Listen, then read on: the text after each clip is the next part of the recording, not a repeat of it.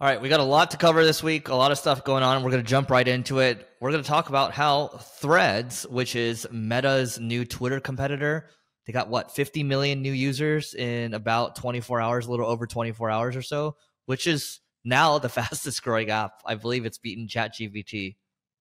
It has beaten ChatGPT. 50 million users in a few days. I think ChatGPT was 1 million users in 5 days, which was a record. There's a meme, or not a meme, there's like a infographic of this, and it took 7 days or something, and this one took like a span of 7 hours. But also keep in mind it rode on the back of Instagram, so they're interconnected. Yep. But it's a ridiculous amount. And now here's the thing that people don't even talk about with Threads. It's not even available in certain countries like in Europe. And they hit 50 million in literally a matter of a few days, not being able for people in all countries to actually use the app. Yeah, so I think it's going to continue to grow. And the question is, oh my God, is it Twitter or is it going to be Threads? No, the answer is it's just going to be, and people are going to be posting to yet another social platform because it's just another place to get reached. That's all it is at the end of the day. The funny thing is, I've been playing around with it quite a bit the last day or two. Neil has posted nothing to his thread so far, but he's already got like 50,000 followers or so. And I think I'm at like 4,000 or something. But the key thing is there are a couple of differences. As I'm using it, even though it's basically the same interface as Twitter, I'm like, man, it's a lot friendlier here. I find myself wanting to log into this thing more. And obviously I'm logging in because I want to capture as much organic reach as I can in the early days. But fact of the matter is there aren't a lot of trolls, there aren't a lot of bots, the ads haven't come on yet, and you aren't seeing like a lot of irrelevant posts. And so I think it's interesting because it's early days and you're in early where it's like freshman year of college, right? And Yep. Yeah. And I bet you, because they're going after Twitter, mark my words on this, reach is going to be great. Everyone's going to see everything. Monetization is non-existent right now. And Facebook just wants virality and a ton of people to be using Threads. And they're going to give everyone a lot of followers. They're going to give you the reach that you want, whether your content's mediocre or great. So this is the time to double down on Threads. And it's not like Clubhouse, because unlike Clubhouse, Facebook is a massive giant and they will invest billions to take over Twitter if they think they can win. And I believe they think they can really win at this point. Yeah, they're going to take shots, right? Keep in mind, Meta, also Spotify, everyone, they made a Clubhouse clone, and Twitter made a Clubhouse clone as well. And it didn't really work out for them. Twitter still has it, but everyone else basically shut theirs down. So they're going to take these shots. I actually feel like this one's going to work. A lot of times Meta will create stuff and it doesn't really take off. But the fact that a lot of people are using it now, just the usage that you're seeing and the rate that it's growing at, I think it's going to be a thing that will stick around for a while because the behavior is already established on Twitter. People just want to spot the right stuff, right? And the cool thing too is when I'm using it, I can post, and Neil follows me when he looks at my posts on stories. I often share a lot of stuff from Twitter. Now I'm just sharing more and more stuff from my Threads account, right? And here's the other thing. I find myself not caring as much before I hit the post button on Threads. I feel like I can kind of just say whatever I want. And that's how you want to be creating content. Again, I gave my reasons as to why I'm doing it that way, but I just find myself posting a lot more and multiple times. So go out there, check it out. Don't be like Neil that signs up for it and doesn't post. Actually post something. Yeah. Dude, it was funny because I was on a vacation with my kids and my wife this week when Threads came out. And right away, I got a message from my team saying, we signed you up for Threads. I don't even know my login. I know that you sign up through your Instagram app, right? So you need Instagram to sign. Same login. It's the same login. Yeah, that's what I figured because it's through the Instagram app, is at least what I read online. And my team's like, yeah, we signed up. And I haven't even checked it out or downloaded the app on my phone or anything yet. Yeah, it's no different. It's the same thing. I think it's good to have something fresh without all the bells and whistles. But bottom line here is, if written form, like I love written form, Neil's first form of content is written form as well. And so still my favorite too. I know it's not the favorite for a lot of people to consume content in, but for me, I love creating written content over video and audio content. And funny enough, I also like consuming content through written form over video and audio. That's my preferred method as well. Same here. I'm going to read some of my threads over here before we move on to the next topic. So my first one was, let's see, the written word requires substance, and I'm all for it, right? And then I wrote something about how, don't show me your thirst traps. Show me how you think. And so that's what written form does. Anyway, we'll move on to the next one. This next one is around PSEO, or programmatic SEO.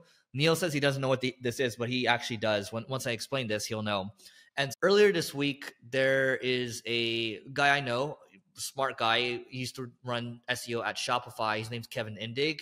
And he wrote a post. He collaborated with somebody else on how to do programmatic SEO. So Neil, you know how when you look at TripAdvisor or when you look at Glassdoor or when you look at Yelp, for example, best places to eat in Mexico City. Yeah. You know what I mean? They do city based, and they add, depending on the platform that you're talking about, some of them do subdomains for the different countries, and then they do slashes for the different cities. And they'll have subdirectories for literally any major topic for hotels, places to eat, places to see, and sightsee, and the list goes on and on. Correct. And so you're basically making templates, you're doing the research, and you're trying to figure out the pages that convert. And usually these pages are more middle of the funnel, bottom of the funnel. They have more intent and they drive conversions, right? Like best pizza in Italy or Milan, Italy. And funny enough, nowadays you can create a lot of that content using things like ChatGPT because it doesn't have to be up to date. Typically the best pizza restaurants, and I say typically, is going to be older ones that have 5,000-10,000 reviews and have been around for 20, 30 years versus someone who just popped up a pizza restaurant 6 months ago. They're probably not going to be coined as the best pizza restaurant in a city. So let's say I'm using Neil's Uber Suggest as an example, right? So Uber Suggest is a free SEO tool that Neil has. And so what would I create here? I would create, there's the best SEO tools, but there's also the competitor alternatives of SEMrush alternatives. I would make Ahrefs alternatives, Moz alternatives. And then you would have articles on like versus versus SEM versus Ahrefs versus Ubersuggest. And then you would start getting into articles like the best way to do keyword research, and the list goes on and on for all the long tail queries. Yep. So the point of bringing this up, so Neil hit it on the head, there are a lot of people now leveraging OpenAI's API to do this. And so you might do some keyword mapping and then expand the keywords, and you might have 500 or 1,000 keywords or whatever, and you might test it in small bursts and see how it goes. And it's been working pretty well for us. And we're looking at scaling it out even more. Now, here's the thing. Everyone's going to be doing this. I truly believe the ones that jump on this quickly, that have a strong domain authority, those will be the one that will reap the rewards, because you can't have everyone doing this. Not everyone can rank. There's only so much real estate. Programmatic SEO is becoming popular again. But like I said, I've been doing this for a while. Neil's been doing this for a while too. I used to work at a place. Oh, there's nothing new. The only difference changes, people are using ChatGPT to automate a lot of this because this type of content is not... There's not a ton of new stuff that's fresh to add to it. It's just regurgitated information, and sites with high domain authority are just cranking out these kind of topics because it's easy for them to rank, and they're just gobbling up the long tail. One page doesn't get a lot of traffic, but when you have 500,000 of them, it really starts adding up. Yeah, what's old is new again, right? Sometimes it's, oh, direct mail is dead. No, direct mail is back. And so this is one of those things. And the story here is I used to work at a company that we used to have a collection of websites, like a bunch of humor websites. One was called break.com.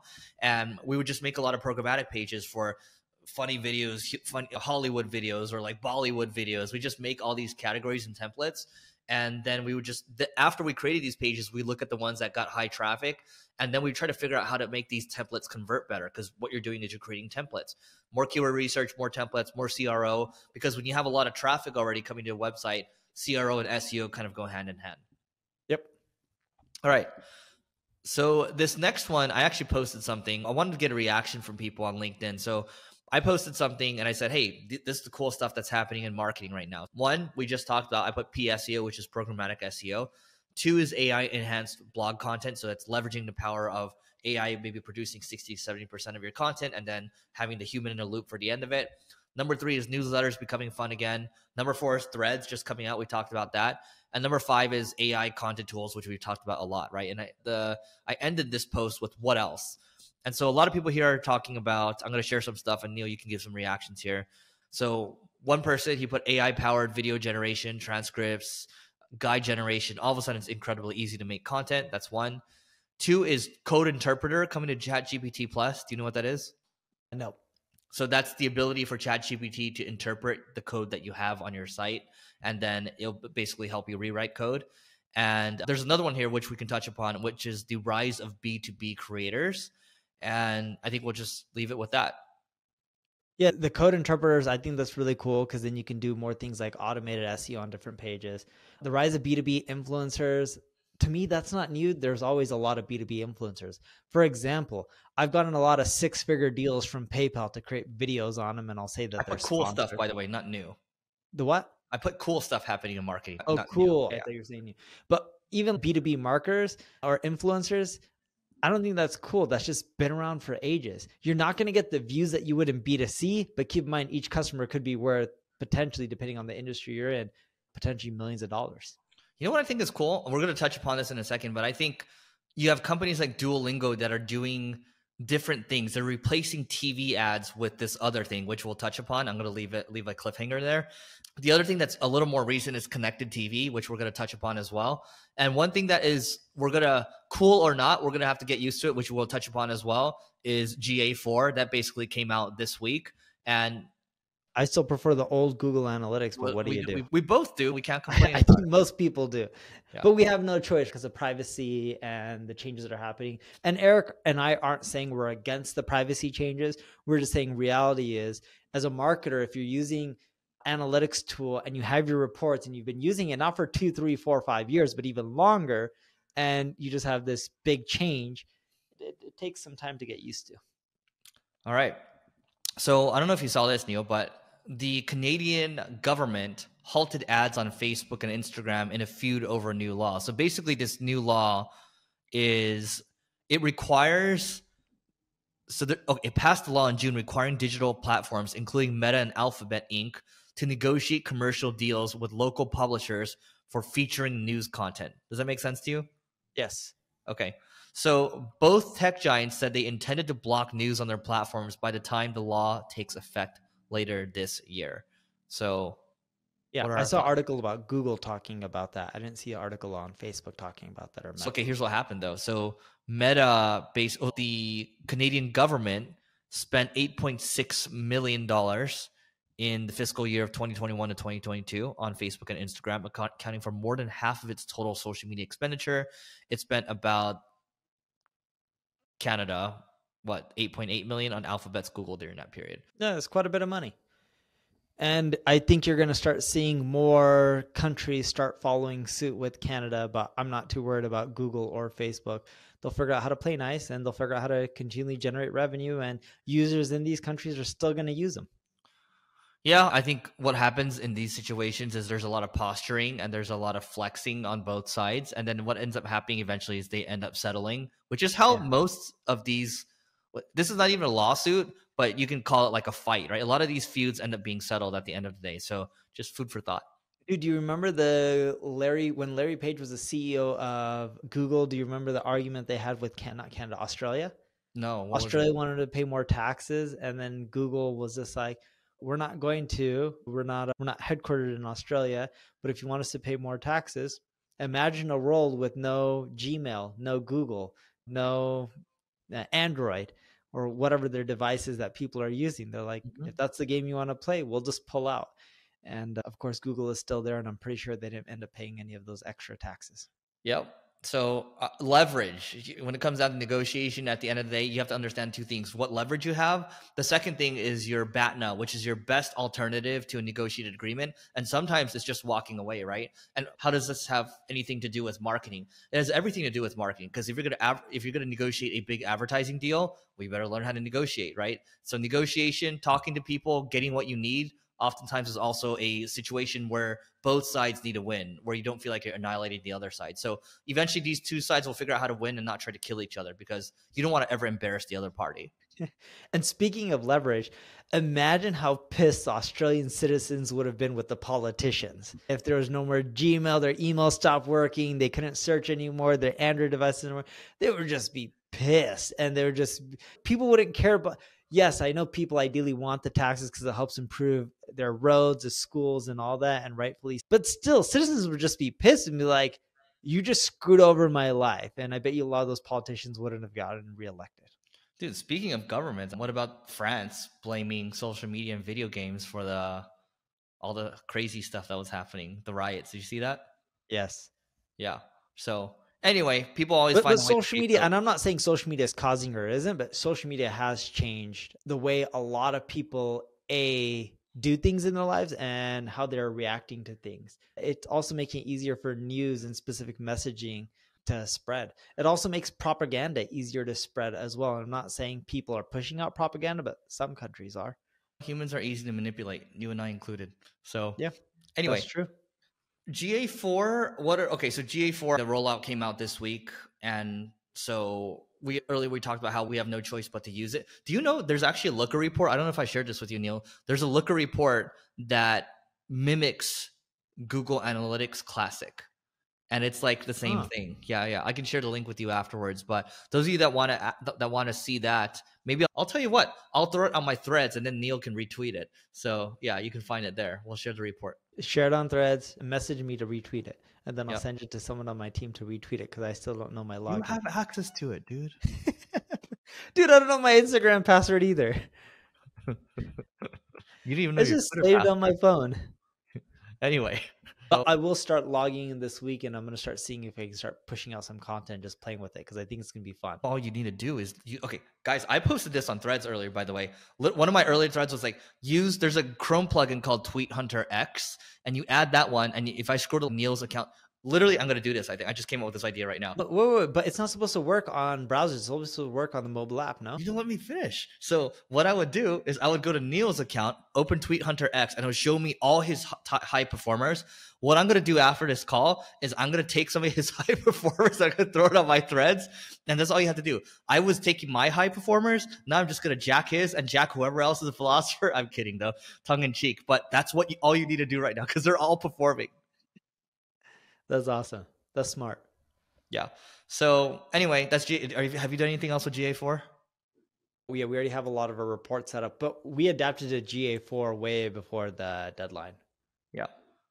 Okay. I guess that's it on GA4. Everyone was like freaking out about it before, but it's really nothing much to freak out. The amount of webinars we did on GA4 and articles and pushing people and email blasts to say, hey, you got 6 months left. You got 3 months left. Check out these reports that you can create. Here's how to use it. But we were prepared for a long time. Okay. How many leads did you get from that using the same 6 months, 5 months, 4 months, 3 months, 2 months? What kind of results did you get from pushing almost the same content? I don't have those stats on right now, but I do know for a fact my team wouldn't be continually pushing similar messaging out for 6 months straight unless it was driving enterprise leads, which is number one. And we didn't see conversions in those leads. So I know for a matter of fact, we had to see at least one client for it, or else my team wouldn't continue to push out. That's so smart. And you're doing what, 2 webinars a month? We do 2 webinars a month, and we track what emails and webinars and just blog articles, videos, everything. We track what drives not just the most qualified leads, but what's actually driving revenue. And we actually track LTV based on the channel, as well as the content type that they came in from and the messaging, to see what's producing the most leads that are the most qualified, what's producing the most amount of revenue, and what's producing the highest LTV. Because even if something produces a large amount for a 1-year contract, but something else type of content, let's say on global marketing, because we talk quite a bit about that, it produces less revenue up front, but it produces the highest LTV. We start focusing more on the stuff and optimizing for LTV versus just a short run revenue. All right. Next one, we're going to talk about if CTV is worth it. So CTV is connected TV. Do you want to explain what that is, Neil?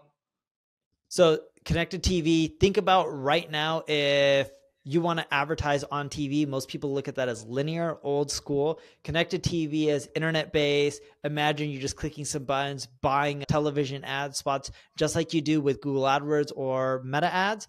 And you can do this on Hulu. You can start doing ad buys on Netflix, even Prime. Most people don't know with Prime, you can also have them integrate your products within some of the films and TV series that they're creating. So if you sell water, they can shove in your water for X amount of impressions on a certain show, and then they can replace it with the next person who pays them. But these are all examples of connected TV. And a lot of TV these days is streaming, so you can buy ads through it, just like you would on Google ads or Facebook ads versus doing it the old school way. Dude, I can't pull up the screen share here on those of you that are watching on YouTube. By the way, we should share a case study on why our YouTube is growing, but I'm looking at it right now, and basically this whole idea of CTV is they ran a survey. Okay, so this marketing website ran a survey, and it asked the marketers, the CMOs, if they're going to be spending more or less. And the only channel where marketers said they're going to invest more money, 65% of people said they're going to put more money into it, is connected TV. Because one, I mean, for performance marketers, it's a little, maybe it might be a little easier to run, and you might feel like you have more control. You might feel like you have better tracking. And so that's why it's becoming more and more popular. I don't know about you, Neil, but my connected TV thing is I watch a lot of YouTube TV. What else is part of connected TV? You watch a lot of TV. Hulu, Roku. What else? Oh, a lot of, dude, even just TV in general. Like you can do direct TV streaming, right? You don't even have to have a dish anymore. You can just stream through the internet. Yeah. And YouTube as well. They have all these TV channels for a subscription. So here's the thing with the survey too. Most people said they're going to be decreasing social media ad budget and also paid search ad budget as well, which I find interesting. It's like what's old-ish is new-ish again. TV. But here's a funny thing. We ran a survey on ad spend in 2023. You know why a lot of people are decreasing social media ad spend?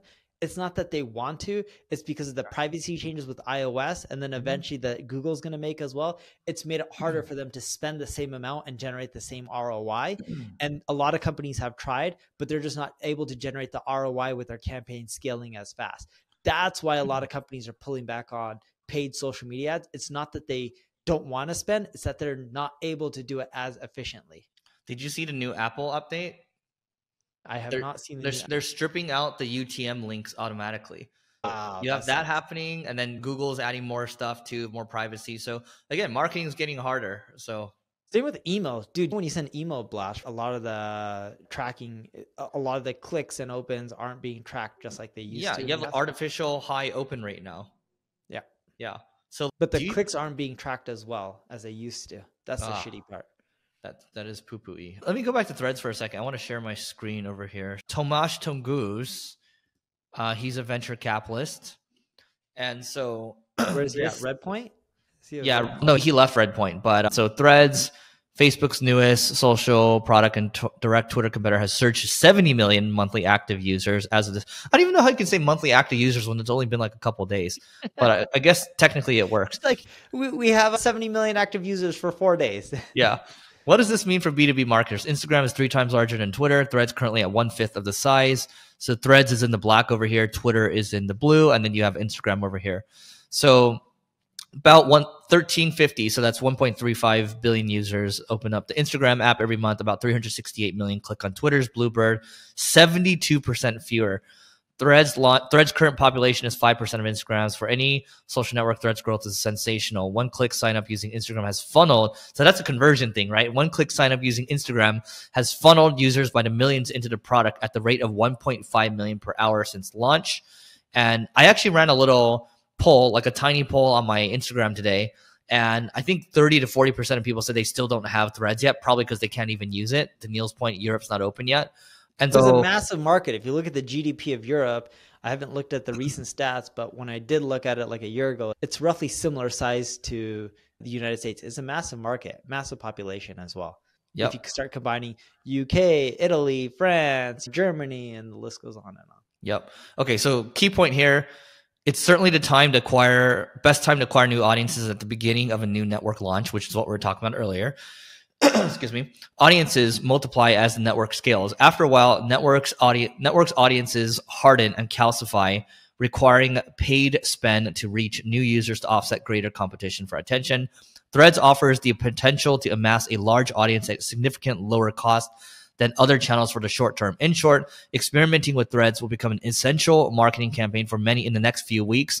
The promise of reaching a wide audience for little investment is too alluring to forgo. And I actually misspoke. GDP is similar. US is 23 trillion for the US. Europe is 16, but population in Europe is much bigger than the US. Europe total population based on this Google search is 746 million. US is 331 million. Dude, speaking of the thing I just brought up, I'm pulling up my friend's account here on Threads, and she's posting, like, she was very prolific in the early days of Clubhouse, and she is nonstop on Threads right now. So she's got 7,600 followers, okay? And 4 minutes, 16 minutes, 3 hours ago, 43 minutes. I think she's going every like 10 to 15 minutes or so. There's a new threads. And so you can do that if you're trying to build an audience. I think it just depends on what your priorities are at the end of the day. If it's audience growth, then by all means, go for it. Yep. All right. Next one. Duolingo replaces TV ads with memes. Have you heard about this? No. Okay, check this out. So basically, Duolingo is their publicly traded company. They train people on how to learn another language, and they do well. And they still spend a good amount of money on, let's say, paid ads or social ads, but they've basically dialed back their TV spending or brand spending, because what they realized is that their character is this owl. I'm going to share my screen over here. It's like I bet your daughter would like this, but it's this owl over here. Duolingo. I know Duolingo really well. So this I've owl, seen some of their memes too. I just didn't see that they replaced them with. Yeah, it's all meme stuff, right? So it's all meme stuff to drive virality, and it's TikTok, shorts, and reels, right? And they have a social team, and it's all about, they actually even have a team internally called the virality team, and their goal is to just give that team as much leeway as possible to go out there and create viral content.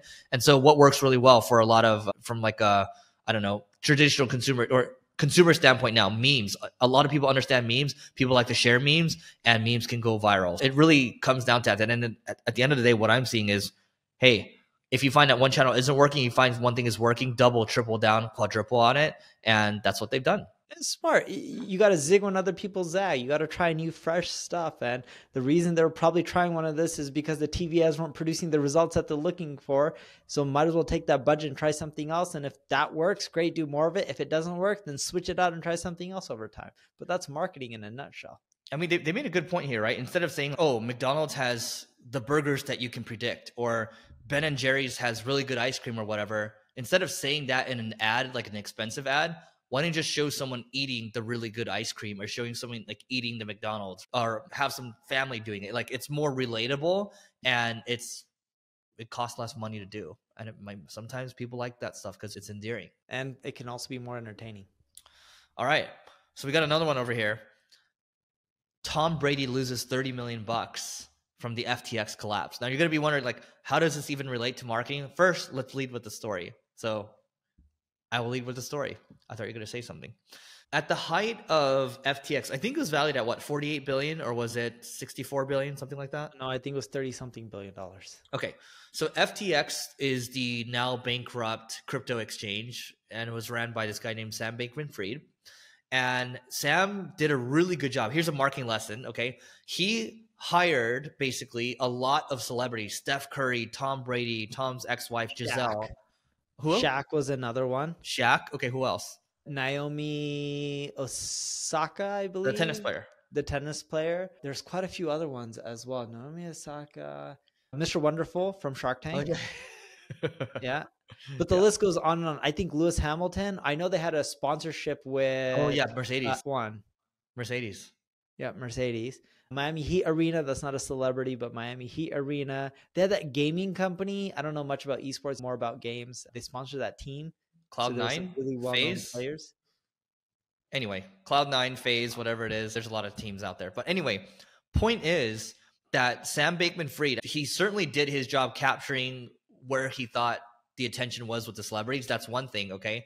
Now, here's what happened. So he paid them all in stock. Oh, Larry David as well. So I think he gave him some compensation up front, but he gave him mostly stock. And so Tom Brady's stock at its height was worth about $30 million. And then Giselle, his ex-wife, was worth about $18 million or so $48 million total. And then everything came crashing down, so it became worth zero. Now, here's the thing. All these, I guess you can call them, they're endorsers? No, celebrity endorsers, right? You can call them that. So yes, celebrity endorsements. Yeah, these celebrity endorsements, they're all defendants now because they're getting sued. Like Shaq's getting sued, Tom Brady's getting sued, and all that. And so they're getting sued because they're saying, hey, like, you promoted this and we signed up for it, and it is your fault because you didn't do due diligence in the thing that you decided to promote. And that's a marketing lesson. Yeah, but what's funny is, dude, at the end of the day, you see so many celebrities on these TV commercials promoting other products and other services, and some of them suck and you don't see them getting sued. I think a lot of this stuff will be thrown out because a lot of these guys were compensated by stock as well. It's not like they just had tons of cash in their pockets that they got paid based on what you're saying, or at least that article that you read said, because they got compensated mainly in stock. And I think people are just trying to go after them because they have money and they know they have money. Totally. Yeah. And that's what humans would do, right? That you're naturally incentivized to think that way, I would say. But still, at the end of the day, like I remember I had a friend that he promoted it as well. He's well known in the crypto space, and he had to apologize afterwards for not doing enough due diligence. The YouTuber Graham Stephan, he apologized as well, because he was like, all these YouTubers were promoting FTX like hardcore, and they all had to apologize. It's not even about after. diligence. So many financial companies like Sequoia did diligence, and I could be wrong in this. How do you do diligence on a founder taking money out of the exchange and not telling anyone and using a back door? And from the articles I read, and I don't know how accurate they are, he did that after he raised a lot of the money. So how do you know that? Of course, there needs to be checks and balances, and I think that's where there's issues. But like, how's a Tom Brady supposed to be doing diligence on that? I see where That's you're coming tough. from. I see where you're coming from. I'm trying to remember who this is. There was one person that just felt that SBF, Sam Bankman-Fried, was just like a snake or a fraud. And he was offered a lot of money, like millions of dollars. And he just, this doesn't feel right. I'm not going to do it. And human tendencies, I think I would certainly take the money too. I'm not going to say I would have done my due diligence. I certainly would have taken the money into stock as well. But I think sometimes it's if you... Here's a great example, dude. I'll use an example after you. Go ahead. Here's a great example. Dude, do you remember Bernie Madoff? Yeah. He was like on the chairman of the NASDAQ or SEC, one of these exchanges, and they're questioning him like, oh, your dad did all this shady stuff. And I'm like, dude, I don't know if you saw the movie, but the movie is, you guys worked with him. He was part of the NASDAQ or New York Stock Exchange or whatever. Did you guys not do your diligence? So all I'm getting at is sometimes it's really hard to figure this stuff out. It's not foolproof. There's a lot of shady shit that people can do. And I'm not saying Sam did or didn't. All the articles are saying he did. The money went missing. So I'm assuming he did. But the reason I'm not saying I'm 110% sure is we'll wait for the lawyers and the judges to release all the information. But how else did the money go missing? Either someone hacked it and stole it, or the money was still there, but I doubt that.